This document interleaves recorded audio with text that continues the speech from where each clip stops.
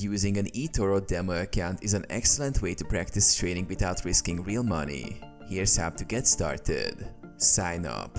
Visit eToro's website or download the eToro app. Create an account by providing basic details like your email address, username, and password. Once you sign in, you will automatically have access to both a real account and a demo account. Switch to demo mode. After logging in, find the toggle between Real Portfolio and Virtual Portfolio at the bottom left corner or through the main menu on the app. Select Virtual Portfolio to enter demo mode, where you will receive $100,000 in virtual funds for trading. Explore and trade.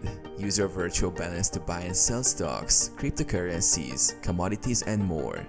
You can search for assets, analyze charts, and place trades just as you would in the real account. Practice different strategies like copy trading, where you mimic professional traders' investments without financial risk. Learn and test. Use the demo account to experiment with various trading strategies and monitor market behavior.